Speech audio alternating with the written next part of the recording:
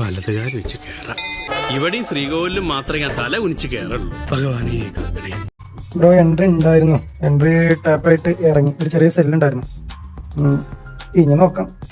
അതൊക്കെ ശരിയാ, പക്ഷെ വേറൊരു കാര്യമുണ്ട്. ബാക്കിയുള്ള എല്ലാം എടുത്ത് കഴിഞ്ഞ് ലാസ്റ്റ് ഓർഡർ ഫ്ലോ അതിനുള്ളൂ. അത് ബ്രേക്ക് ചെയ്ത് കഴിഞ്ഞാൽ എന്താണെങ്കിലും മാർക്കറ്റ് പിന്നെ പയ്യെ പോകും. ഞാനൊരു സംഭവം തന്നെ അല്ലയോ. എവിടെ ആശാനോട് ആശാൻ ഭക്ഷണം ഉണ്ടാക്കുന്നുണ്ട്.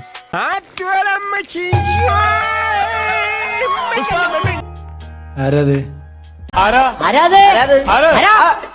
ശരിക്ക് നേരം വൈകി വരുന്നവരെ ഞങ്ങൾ അഡ്മിറ്റ് ചെയ്യാറില്ല.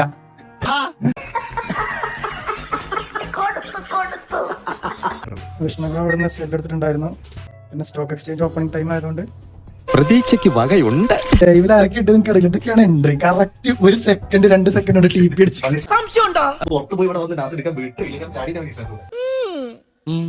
എന്നെ കൂടെ കൂട്ടായിരുന്നു. മതി. ഞാൻ ഹോൾഡ് ചെയ്യണത് എനിക്ക് ഭ്രാന്ത്. അപ്പൊ മുതലാളിക്ക് ഇത്ര നേരമായിട്ട് മനസ്സിലായില്ലേ ഇവൻ പൊട്ടനാണ് മുതലാളി. ഞാൻ നിങ്ങളെ കണ്ടൊരു കാര്യം സംസാരിക്കാൻ തന്നെ വന്നാ.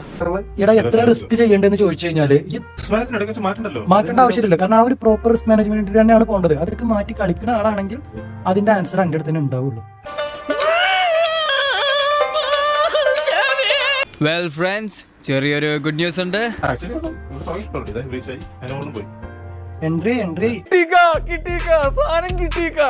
ബി പോയിന്റ് എത്തുമ്പോൾ എന്റെ അക്കൗണ്ട് പാസ്സാവും. അപ്പൊ മിൻഹാജിന്റെ ഒക്കെ ചെലവ്. മിൻഹാജ് എനിക്ക് വരുമ്പോഴാണോ എനിക്കൊരു ഫണ്ട് അക്കൗണ്ട് എടുത്താൽ മതി.